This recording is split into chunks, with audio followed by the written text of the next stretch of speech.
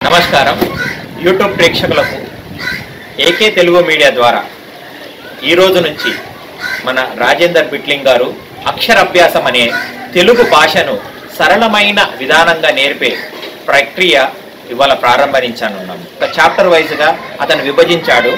అది లెసన్ వైజ్గా మీరు ఇంట్లో కూర్చొని తెలుగు భాషను అతి సులభంగా మీరు నేర్చుకోవచ్చని నా యొక్క మనవి. దాని గురించి ఏకే తెలుగు మీడియాను మీరు సబ్స్క్రైబ్ చేసుకోండి.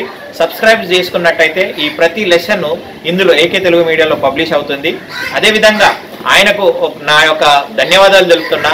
మన ఏకే తెలుగు మీడియాకు వచ్చి ఈ అక్షర అభ్యాసం అనే ఏదైతే పాఠాలు నేర్పనున్నాడో మన ప్రేక్షకులకు, అందు గురించి రాజేందర్ బిట్లింగ్ గారికి మరొకసారి నేను ధన్యవాదాలు తెలుపుకుంటున్నాను. Thank you very much. నమస్కారం యూట్యూబ్ ప్రేక్షకులకు మళ్ళొకసారి నమస్కారం. నా పేరు బిట్లింగ్ రాజేంద్ర. నేను ఏకే మీడియా ద్వారా నేను తెలుగు అక్షర అభ్యాసాన్ని మీ ముందుకు తీసుకొస్తున్నాను. తెలుగు అక్షర అభ్యాసము ఒక నేర్పాలని ప్రతి ఒక్క తెలుగు వాళ్ళకు చిన్న కోరిక. దీనిని 10 మంది లోపల తీసుకురావాలని మేము అనుకున్నాము. అయితే ఈ తెలుగు అక్షర అభ్యాసాన్ని సరళమైన భాషలో అంటే ఈజీ లాంగ్వేజ్లో నేర్పడానికి మేము ఒక ప్రయోగం చేసినాము. చాలా మట్టుకు తెలుగు వాళ్ళు ఈ రోజుల్లో తెలుగు నేర్చుకోలేక ఇంగ్లీష్ మీడియంలో నేర్చుకుంటున్నారు. వారు ఇంటి వద్ద నుండే ఈ తెలుగుని నేర్చుకోవాలని చిన్న కోరిక. మన మాతృభాష అయిన ఈ తెలుగుదనం ప్రతి ఒక్కరిలో వెదజల్లాలనే చిన్న కోరికతో మేము ఒక చిన్న ప్రయోగం చేస్తున్నాము, అక్షరాభ్యాసాన్ని. అయితే దీనిని మీరు ఇంటి వద్ద నుండే మేము నేర్పే విధానాన్ని మీరు అనుసరించి దాన్ని ఫాలో అయ్యి నేర్చుకోవచ్చు. ఈ చాలా ఈజీ లాంగ్వేజ్లో చెప్పడం జరుగుతున్నది.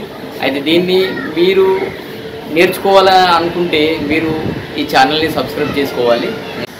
ఈ తెలుగు అక్షరాభ్యాసంలో మనము ఆ నుండి రవితి వరకు ఏవైతే మనం అక్షరాలు నేర్చుకుంటున్నామో అవి 56 అక్షరాలు. ఇందులో అచ్చులు అల్లులు అని ఉంటాయి.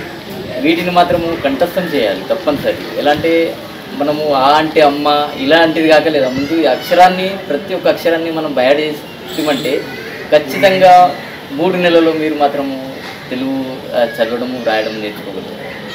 మేము చెప్పే ఏ తెలుగు చెప్పదలిచినామో దాన్ని మీరు మాత్రము మేము చెప్పే విధానంలో సరళమైన భాషలో అదేవిధంగా మీరు ఫాలో అవ్వండి.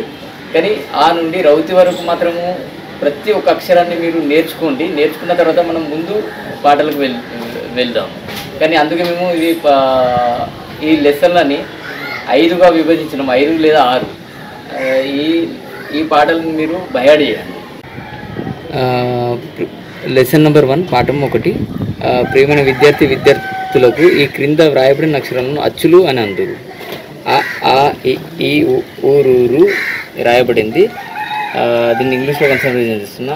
Please dear students, I'm writing up Telugu alphabetical with English pronunciation. These alphabetical called vowels. దీన్ని ఇలాగే మీరు ప్రాక్టీస్ చేయండి ఇంటి వద్ద.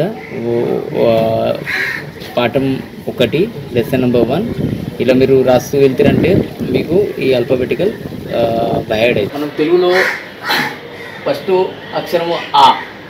కానీ ఇంగ్లీష్ నేర్చుకునే వాళ్ళు ఏంటంటే దాని కింద ఏ అని రాస్తాం చూడు, వాళ్ళు ఏ అంటారు, ఆ అనలేదు. కాబట్టి మనము ఇది యాక్చువల్ లాంగ్వేజ్లో ఇలా రాస్తారు. మనం ఇప్పుడు ఒక్కొక్కటి దీన్ని డివైడ్ చేస్తున్నా అక్షరాన్ని. ఆ ఇలా రాయాలి. అయితే ఇది ఇక్కడ మనం ఇంగ్లీష్లో అక్షరాన్ని ఏదైతే పెట్టినామో అది ఏ అనగలుగుతారు మన ఇంగ్లీష్ మీడియం చదివిన వాళ్ళు. కానీ ఇది ఆ ఇలా అవుతుందని వాళ్ళకి కొద్దిగా ప్రశ్నార్థకం. అందుకే మేము దీన్ని కొద్దిగా సరళమైన భాషలో నేర్పడానికి దీన్ని ఎలా చేస్తామంటే ఏ పక్కకు హెచ్ రాయడం జరిగింది. అయితే ఇది ఆ. సెకండ్ అక్షరము ఆ, ఇది ఇలా రాయాలి. ఆ. ఇక్కడ ఏ హెచ్ ఏ ఆ అని పెట్టినాం.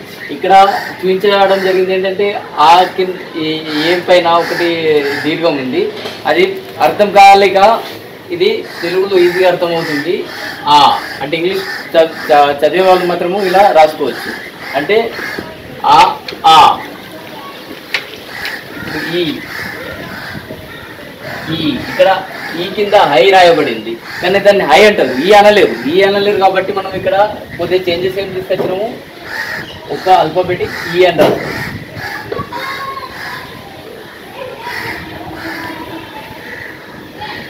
ఈ ఇక్కడ ఈ అయితే ఇక్కడ ఈ పైన ఇప్పుడు ఒత్తు కాబట్టి ఈ ఇప్పుడు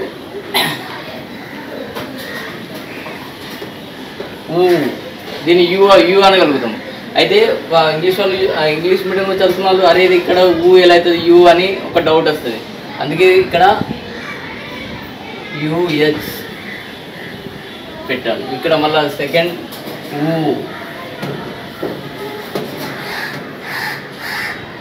యూహెచ్ ఊ, ఇక్కడ రూ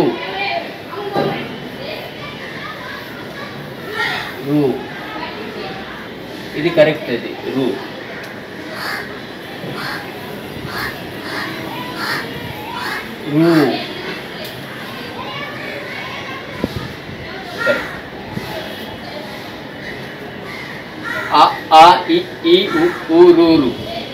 మనము దీన్ని ప్రాక్టీస్ ఎలా చేయాలంటే ఇంటి వద్ద ఒక బుక్ తీసుకొని ఆ బుక్లో మనము ఒక 5 times ఇలా గిన్నె ప్రాక్టీస్ చేస్తే మీకు ఈజీగా ఇప్పుడు 8 అక్షరాలు మీకు ఈజీగా బయాడ్ చేయగలుగుతారు. కానీ మేము ఇది ఇప్పుడు 8 అక్షరాల లెసన్ని మేము ముందుకు తీసుకొచ్చాము. 8 అక్షరాలు మీరు మాత్రము ఇంటి వద్ద ప్రాక్టీస్ చేయండి. అటు తర్వాత మళ్ళీ మనం సెకండ్ లెసన్లోకి వెళ్ళిపోవచ్చు. ఇంకా సెకండ్ లెసన్లో మళ్ళీ మేము ఒక 10 అక్షరాలని మీ ముందుకు తీసుకొస్తాము. ధన్యవాదాలు. ఇంగ్లీష్లో కూడా కింద రాయబడింది ఇలా ప్రతి ఒక్క అక్షరాన్ని మనం కిందిలో ఇంగ్లీష్లో కూడా రాయబడింది. దీన్ని ఫాలో అయ్యి ఇక్కడ మీరు ప్రాక్టీస్ చేస్తూ రావాలి.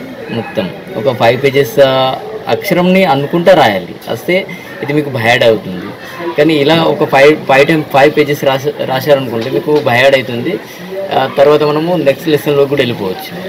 కానీ ఇలా ప్రాక్టీస్ చేయండి ఇంటి వద్ద ఉండే మీరు తెలుగు నేర్చుకోవచ్చు. ఇది చాలా సరళమైన భాషలో చెప్తున్నాము కాబట్టి మీరు మ్యాక్సిమం దీనికి టైం తీసి మీరు దీన్ని నేర్చుకోవాలని మా కోరిక.